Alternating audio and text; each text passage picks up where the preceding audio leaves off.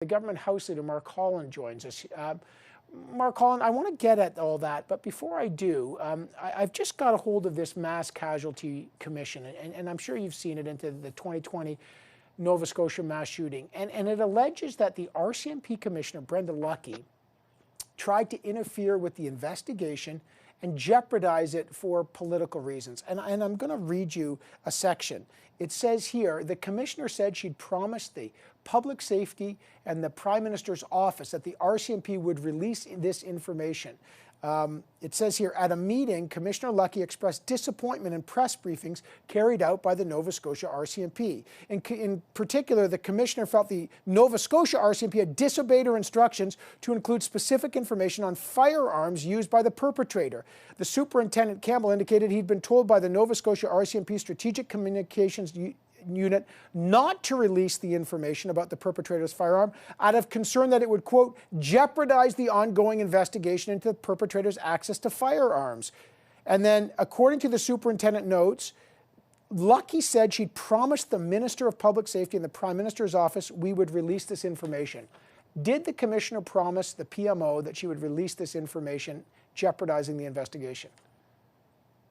Well, first of all, the circumstances surrounding this mass shooting are incredibly tragic and deeply disturbing, and something that I think is profoundly upsetting to all Canadians, both when it happened and afterwards. What I can say is that the RCMP is independent. It is not directed in any way politically, and in all of its actions, it acts independently.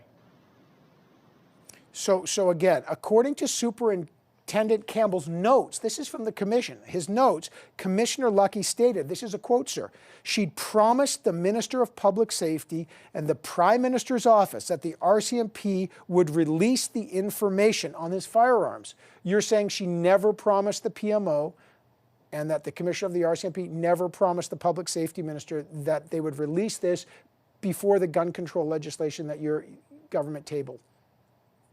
Well, no, what I'm saying is that the minister responded today in question period to this. I think he was very clear. I don't have any more information than that. Obviously, this is something that I was just hearing about in terms of those notes. But the minister was very clear today, I think, both in terms of the independence and the lack of involvement in his comments in question period. So that's the extent of what I've heard. I've not had any additional information on it, but I thought the minister was very clear in question period today. Okay, let me just one more, and I know this is not necessarily your mandate, but you're the House Leader. Superintendent Campbell's notes, I'm reading from the Mass Casualty Commission, indicate that when he attempted to explain the reasoning for not releasing this information, Commissioner Lucki stated that we, Nova Scotia RCMP, didn't understand that this was tied to pending gun control legislation that would make officers and the public safer by or through this legislation. That the RCMP Commissioner was acting to try to help your government pass gun control legislation. I just want it clear. You're saying she's independent. Superintendent Campbell is suggesting she's not, that she's an agent of your government to help you pass legislation and was jeopardizing the investigation. Is that true? Is there any merit to that? The minister was very clear in question period today about the independence of the RCMP. I think he answered that question. It's on my file. I don't have a lot more to comment on it than that, but I thought the minister answered in a very fulsome way today. Okay, and I'm just going to last. Would it be inappropriate for the RCMP commissioner to be telling another police officer to release information on an investigation, and I'm quoting, because she had promised the public safety minister and the prime minister that the RCMP would release that information? Would that be appropriate, or would that be inappropriate and crossing lines? As I said, and I'm the House Leader, not the Public Safety Minister, but I can tell you again that there is a very firm wall that exists between the RCMP and politics, and that wall has always been respected, and the Minister answered today to that effect. Okay, the Mass Casualty Commission clearly suggesting, according to Superintendent Campbell's notes, there is no wall, and that wall was clear, according to them, was breached. Let me go to hybrid parliament, which is why you're here. And I appreciate your answering questions about that, Mr. Holland, because it's a big story, as you know, because that's very significant.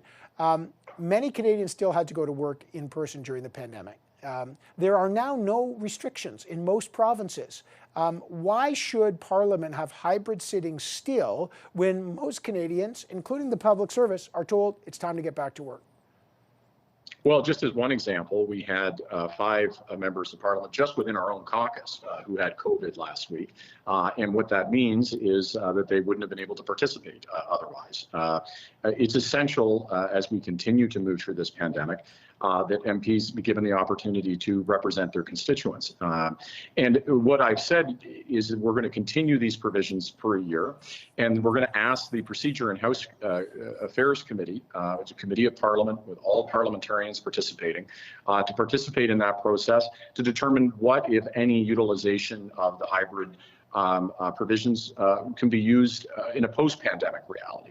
But, Evan, I remember during Omicron that, folks were coming forward and saying, this is dead. The Conservatives say end hybrid parliament. There's no need for hybrid parliament. We should have ended it in November. They were saying all of these same things. And then, of course, Omicron hit and we had to use these provisions all over again. And as I mentioned, we're still using them for people today. So I appreciate the Conservatives are opposed to it, but the Bloc Québécois, the NDP, and ourselves believe that we need to maintain that flexibility so that we don't keep relitigating this every time we deal with a new variant in this pandemic. Right. Being able to give Parliament that stability and predictability, I think, is important. They think it's not stability and predictability. They think it's about accountability. And I know you've accused the Conservatives of obstructing your party's legislative agenda, but your party has been moving time allocation motions and midnight sittings to limit debate and advance legislation. Does that contribute to the loggerheads?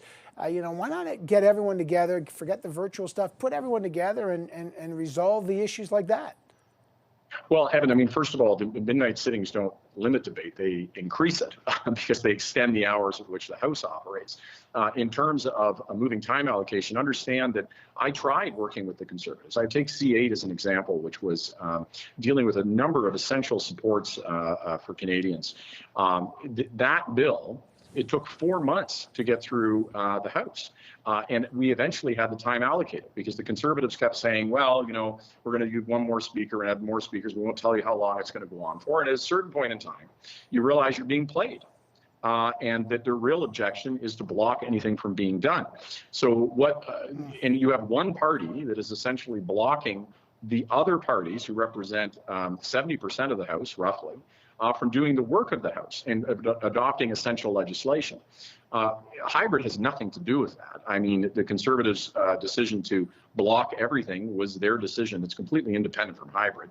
The reality is hybrid simply allowed members who would otherwise not be able to participate, to make sure that they are able to continue to represent their constituents as we move through a public health emergency. All right, so hybrid sittings. Okay, Government House Leader Mark Holland, first of all, I really appreciate you joining us. Thank you so much, sir. Thanks so much, Evan.